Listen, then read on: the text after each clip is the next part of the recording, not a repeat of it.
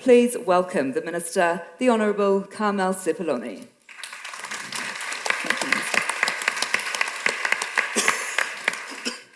Kia ora koutou. Why I'm really thrilled today to announce the launch of the $50 million Premium Productions for International Audiences Fund. The fund's purpose allows us to capitalise on New Zealand's current production advantage and take a step change towards bolder, bigger and more ambitious projects. While supporting the sector to recover from COVID-19, the fund is also a unique opportunity for high-quality productions to tell New Zealand's stories to global audiences. It is designed to showcase New Zealand's stories and culture at a scale potentially not previously possible. Through this fund, we hope to see economic growth through international investment, increased employment, and with my other hat on as the Minister for Employment, that is a priority. Increased employment for New Zealanders, a benefit to our culture, in that we will be telling New Zealand stories at a greater scale than before, greater skills and capacity, our capability and our people, productions ready to go, supported first in response to COVID-19. What we recognise is that consultation with the sector on the criteria and design for this fund is crucial and has occurred and has allowed you to suggest changes to its initial design. And I believe really the purposes and objectives are now stronger, as will be the results. Annabelle and Cameron will be presenting a Q&A session on the fund in a moment. I do apologise. I'm not trying to sneak away from the question and answer session. I genuinely have somewhere else that I need to be. But they will go into more detail and we'll be able to answer any questions that you may have. In fact, I saw Annabelle backstage getting briefed. I thought the person was her political advisor when they were advising her on the answers to the questions. So she should be well prepared for this. I'd like to finish by acknowledging the New Zealand Film Commission and New Zealand On Air for your phenomenal efforts through the pandemic and for awarding COVID-19 related funding through the Screen Production Recovery Fund to support our screen sector.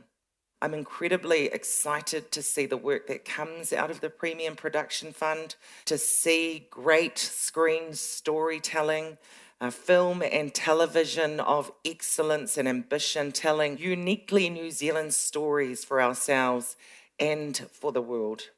And I really do wish you all an enjoyable symposium and a very safe and happy festive season. Nō reira, tēnā koutou, tēnā koutou, tēnā koutou katoa. Well, kia ora to Minister Sepuloni and to the New Zealand Government for your ongoing support of Aotearoa screen industry. And thank you to Annabelle, Cam and Larry for joining me in this panel to discuss the $50 million fund in more detail. It's otherwise known as PPF, which I understand is what it's going to be called for short and how I'll reference it so you know what I'm talking about. I also think we're expecting to access Slido for the questions and answers this morning from the audience, but actually that's not going to be available to us because we haven't got that much time. So I'm hoping that a lot of my questions may cover off some of the questions that you may have. I've certainly come at it from a producer's perspective, so I hope that's helpful to some of you. But I also know that Larry and Cam and Annabelle will be here throughout the day, so if you have any other questions, you may be able to ask them directly over the day. So 2020, the year of COVID, has made it an incredibly challenging year for us all, and we are very grateful to have access to the PPF over the next 2 years. It's incredibly exciting that Minister Sepuloni was able to announce that this morning, because it's a very joyous occasion for all of us after this horrendous year.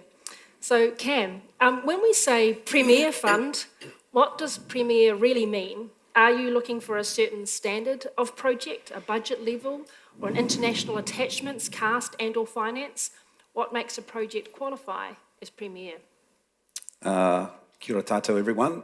Before I answer that, Emma, actually, I just wanted to acknowledge Larry and Te Māngai Pāho. So we heard before the Minister sort of thanking Annabelle and myself for our involvement in the fund, but I just want to acknowledge that very early on, both Annabelle and myself felt that it was really important to bring in Larry, Te Māngai Pāho, and that voice into this fund. So I'm really grateful that Larry has put in the effort and work that he has, and the fact that he's here, I think, on stage is testament to that. So anyway, sorry, the question, ambition. I think we'll just be the judge of that. So anything goes. Yeah, well, I think, look, obviously we're going to be putting up guidelines early next week, and Annabelle can talk about that a little bit later. I think it's just important to say that what we're sort of, the expectation from this fund is that it should be, for the most part, actually, projects that we might not normally see in our normal funding rounds, right? That's a sort of a starting point. The idea is that this is a step up and a step on. What that means, I think, is actually going to be as much up to producers as anything, frankly. If you have a huge amount of foreign investment, well, that's obviously a good sign. If you have, significant writing talent or incredibly international cast, acknowledging that, we're also looking to tell local stories, all of those things would be indicators of ambition, I guess. The way that we've looked at this, and I think the industry will see, when you get into the detail of the guidelines and things, is, look, we've tried to keep it as open as we can. We actually want to be, to a point, sorry guys, inundated with fantastic ideas. I think that's the idea. Now, that may make it more difficult for us as agencies kind of sifting through that, but better that than have a really, really sort of narrow and low bar and make it really difficult for people to kind of understand what we're after. I'm not sure if I've answered the question. So I feel like the message is openness and flexibility. Would that be fair? That's a nice summary. Yay, that's great. Everyone's heard it right here. Annabelle, is there a floor for a minimum budget, noting that we must have a minimum of 10% from the marketplace in our finance plan? Is there a maximum funding request that is allowed from the PPF? So looking at minimums and maximums. Okay, kia ora tātou. I'm going to follow on with the theme and tone of what Cam's just said.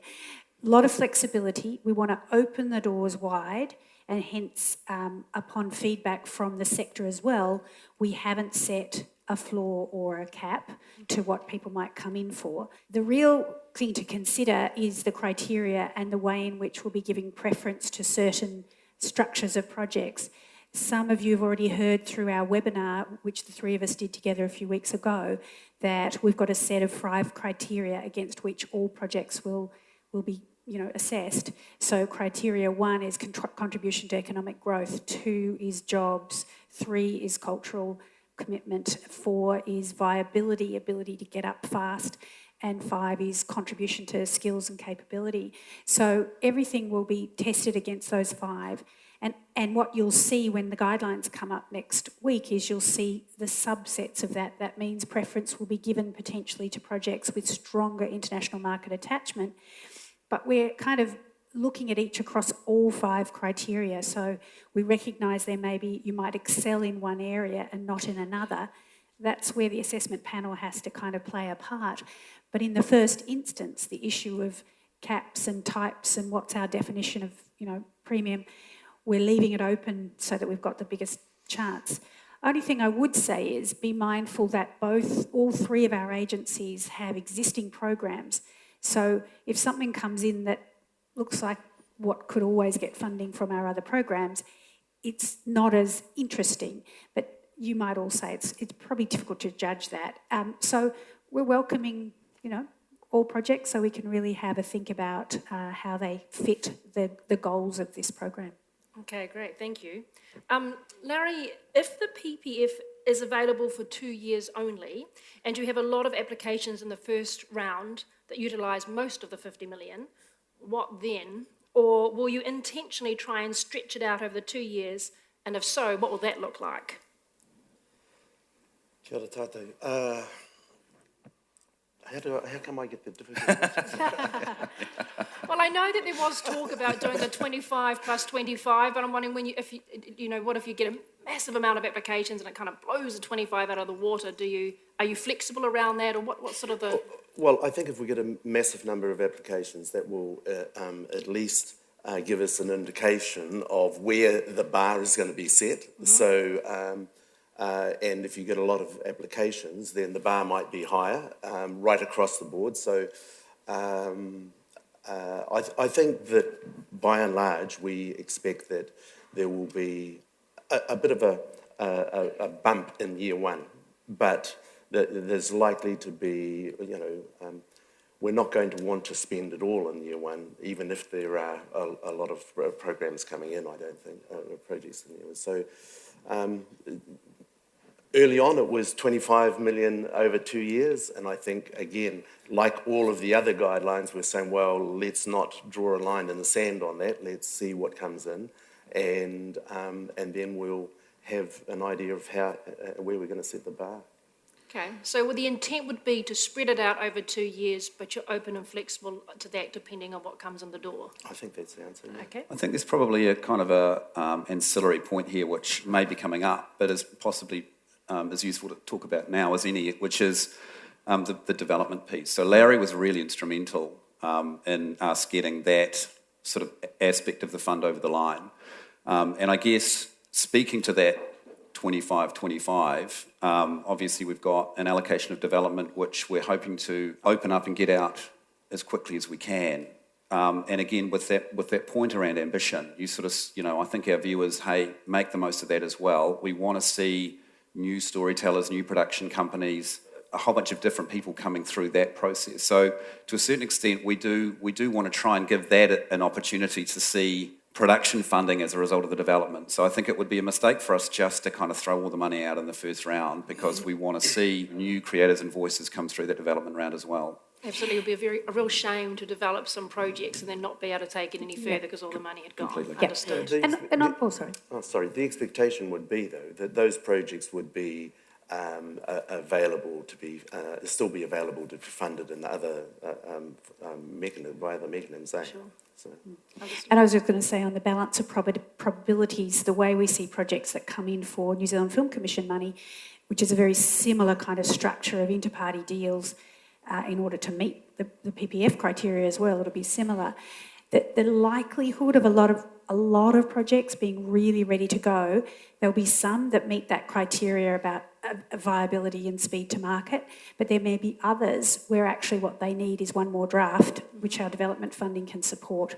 So I think in the first year, while I'd be delighted to see, really well established projects come forward and be ready to go, it doesn't seem as likely, but as Larry says, we're kind of open to seeing what comes in. Understood. And is the fund spread sort of evenly between the three agencies, or is it like sort of one pot and all three of you kind of? Yeah, I think that's a really good question. So, and there's a couple of questions on there that we were going to get to around, what priorities do the different agencies put into these kind of applications? And in truth, obviously, in our day-to-day, we have different priorities in what we're looking for. This is a jointly administered fund. So the three agencies are coming together. So our funding teams will be working as a team, going through the applications as a team. And the final determination will be effectively members of each of our three boards sitting around effectively a board table making that call. So I think we need to see this as almost it's a new model. Joint agency. It's a joint agency approach. Now, there's some kind of legal aspects to that. So actually the appropriation, obviously you met the Minister today, so that the Minister is obviously the Minister of the NZFC. So the way that we're going to be working it from a legal point of view is that the NZFC is the legal entity, if you like. So they will be taking the appropriation and doing a lot of the heavy lifting around legals and things. Obviously that's being kind of covered by way of administration. But the decision-making is absolutely three agencies together engaged. Understood. Okay, thank you. Annabelle listed before the key objectives, which is boost economic growth, increase employment, create cultural benefit, respond to COVID-19 and develop skills and capability. Now, these objectives are important as they set the criteria for which projects will be selected. So, Cam, does each agency prioritise these objectives differently, like what you were just talking about before, according to the agency's actual mandate, or will it be combined? So I think I've kind of just answered that. Yeah. Sorry. But yeah, I mean, as I say, we would normally, but in this case, we are together assessing the objectives. Now, but would there be even any conflict in that choosing? I think inevitably every project will have a different sort of structure, right? So what we're saying is if you hit all of those 5 objectives and got 10 out of 10, well, fantastic. I'm not sure that's, having not really been through the process of seeing any of these applications, I'm not sure if that's even possible. So the theory is that there will be a level of trade-off, but what we'll be seeking in each case is the very best from those objectives. Understood, okay. And I imagine that as a part of the setting the assessment criteria, we will, for each one of those objectives, have a set of criteria that we'll all agree before we start assessing. Okay. Annabelle, I understand that there is no minimum level of Aotearoa New Zealand content set for applications, but criteria will give preference to productions with higher levels of New Zealand content. How is the New Zealand content measured, and will you use similar parameters as you do with the cultural test for the Screen Production Grant? Well, in terms of yes, there's no minimum level, but there's an understanding amongst all of us, and in terms of even as you heard the Minister, that we want to be able to tell New Zealand stories to the rest of the world and to New Zealanders. So we're really going to be looking at that criteria, which is criteria 3, and assessing it against issues around setting characters, some of the same settings that exist within the Screen Production Grant or exist within the cultural benefits, but we haven't got a set tick box for everyone to go through on that criteria. But I think you may be referring more to the overall proportion. Will we be having, 80-20 in terms of New Zealand content, if, as it were, New Zealand settings versus international stories told by New Zealanders? We once again don't know, but you can guarantee that we all have a strong commitment to telling New Zealand stories, and we would love it that the New Zealand stories are the ones that attract the strong market and the strong scalability to tell big stories. So it's really going to depend on what we come in for, but our first priority is to look for those good, strong stories. Yeah, it's good to know that that's the priority and for us when we're going to be putting in applications. Larry, let's discuss ownership. I understand that New Zealand production companies must own the IP. Is that correct, and is that 100% New Zealand owned? And when we say New Zealand production companies, do we mean New Zealand owned and operated? Yeah, that's an interesting question. Again, you're picking on me. I'm nailing Larry this morning, and that's not intentional. Sorry, Larry. I think it's quite clear, isn't it, that there has to be New Zealand ownership of the IP or a share of the IP. I imagine that there will be conversations had about that. I mean, in terms of, you'll know that co-productions are also accepted. So co-productions have specific rules around IP sharing, etc. I mean, it'll be very similar to the way in which when you apply for New Zealand Film Commission money, the applicant is a New Zealand resident. It'll be very similar to the Screen Production Grant rules. And in fact, because some producers will want to pair those things, they'll need to meet the Screen Production Grant rules in order, and the NZFC rules. And if they're putting together a multi-deal plus international, they'll have to look at, although we haven't written all that up for you yet, you'll be seeing it all in the next, we'll put the guidelines up on Wednesday and everyone will see all of that detail then. So there's a common sense element to it where you guys are assessing it to a criteria anyway, and of course having New Zealand components is really important. So that's something that'll be part of it, understood. Cam, if I had a project that was eligible for funding from the usual funding pots from NZFC, New Zealand On Air and Te Māngai Pāho, could I also apply for the PPF on top of this from each agency? Or is it one or the other? No, so delighted to say that this fund also attracts the opportunity to get funding from SPIG and also from our baseline. So I guess what that does is means, we've got a $50 million fund that can really end up being quite significantly more. Obviously, we're also assuming that there's some foreign money that comes in as well. So yes, you can ask for funds from various pots. Obviously, if you want to seek baseline funding from the agencies, then your prop needs to adhere to whatever kind of conditions and kind of requirements those baseline funds are normally appropriated on. So if I had an amazing project that I felt was suited to all three agencies, in my finance plan, I could have NZFC, New Zealand On Air, TMP, I could have the SPIG, and I could have PPF. Correct. And my 10% marketplace minimum. Is that correct? Correct. At best case scenario, that's what I could have. Yeah. Okay, that's cool.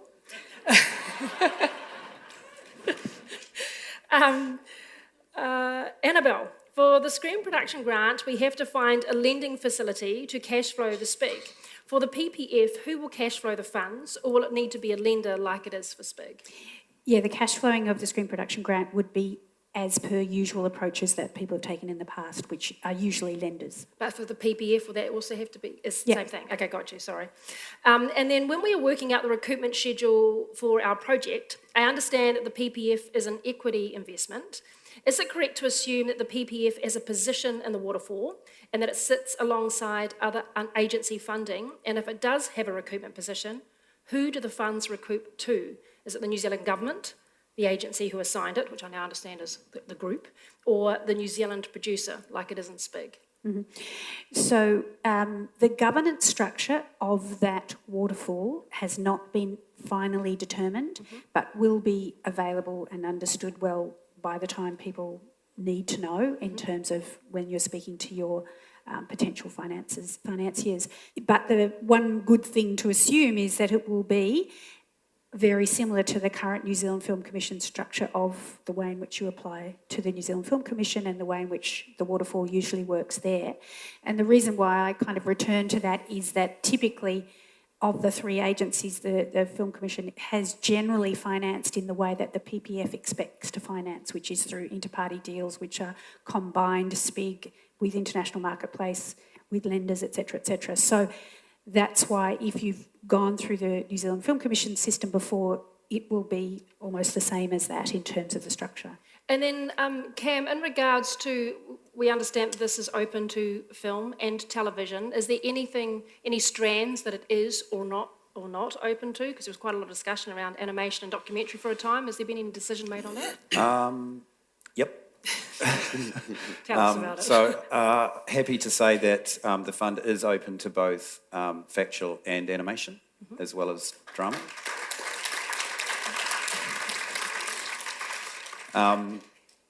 Yeah, I'll just take the applause. Everyone appreciated that. So, Larry, what portion of the fund will go to development, and when will this be open to applications, and how much can you apply for? So the precise terms of the development fund are still being worked through. Hopefully they'll be out very, very soon. There's $2 million being allocated to the development fund. And again, we haven't got a minimum or maximum limit at this point. So, yeah, what is that all? Yeah, and then the other question I was going to ask was, I know that a portion of those development funds were meant to be assigned for Māori cultural aspirations. Is that still being able to happen? Yes, I think that you know, one of the primary drivers of the development fund was to allow catch-up for new and Māori producers and production companies to actually be able to participate in the fund. That's exciting. That's terrific. I think it's fair to say we're really keen to get that, as Larry sort of indicated, sort of really nailed quite quickly, because of course the time-bound nature of the fund means we really need to get the development funds out there to give people time to catch up and deliver those props. But we'll get it there.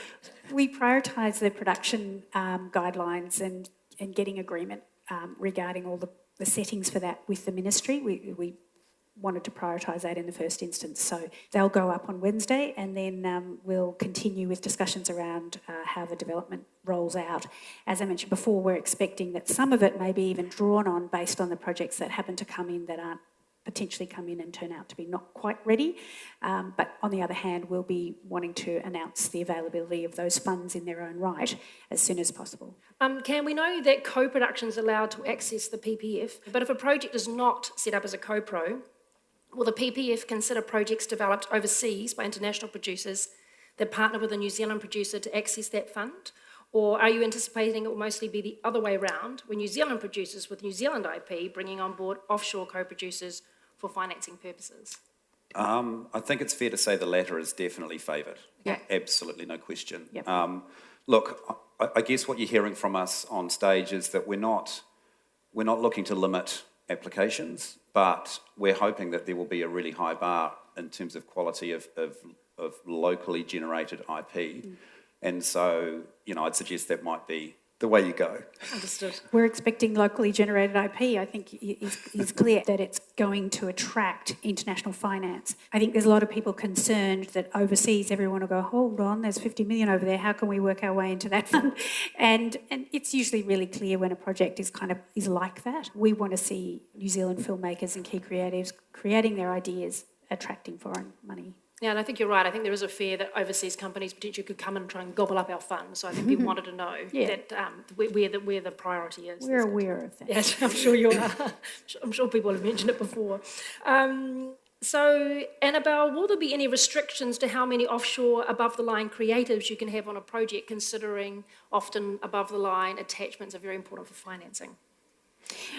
Well, in terms of the category around jobs, preference will be given to projects that have a really strong showing of New Zealand key creatives and above the line. In terms of cast, lead cast, where, as you're in effect referring to, we do expect and even in some ways hope that there will be lead casts that have attracted finance, because it's a great combo to have fantastic international cast standing side by side with New Zealand leads to, platform everybody's career out there. And we're aware that sometimes that's the way to get the money. You're perhaps also referring to situations in series drama where a showrunner might need to have a credit level that's, of a particular level. We know there's some great New Zealanders standing by for that, but there may be other times when a producer wants to suggest that one of the persons is a major contributor with a major set of credits. We don't want to see, or what we do want to see, mostly we want to see New Zealanders in those roles, but where someone with their set of credits and creativity and past really seriously value adds to ensuring New Zealand key creatives get roles, then that's good too. Understood, okay, thank you. And Larry, is there a limit on how many applications producer can make to the PPF? It's two. I think we've said 2 at any one time. Understood, per round kind of thing. Okay, got it. And my last question, Annabelle, so when can we apply? And what's the process from here? What's the timeline? So, guidelines up on Wednesday, and then deadline February 17, and results by April. There you go. Great. And the development, hopefully sometime soon, but hasn't been quite nutted out yet? Haven't nutted out the exact date for launching that, but we've got... I don't dare think of an estimate because there's someone sitting in this audience who's going to have to furiously be writing, continuing the guidelines, so I don't want to wreck up their workflow right now. Yeah, I'd just say shout out to Annabelle's team, Olivier in particular, but the entire kind of funding team from all the agencies, but actually, there's been a lot of heavy lifting done. So to be fair, that development piece is really, really important to us. We are wanting to get it up as quick. I mean, it's obvious it needs to be up as quickly as possible, but we just need to do the mahi. Well, on behalf of all of us here and the whole entire industry, a huge thank you to you, Annabelle, and the team at the New Zealand Film Commission, to you, Cam, and the team at New Zealand On Air, and to you, Larry, and the team at Te Māngai Pāho. The mahi that you have done so far is extraordinary, and we're incredibly grateful to have access to this money to be able to continue doing our good work. So thank you, kia ora. Kia ora.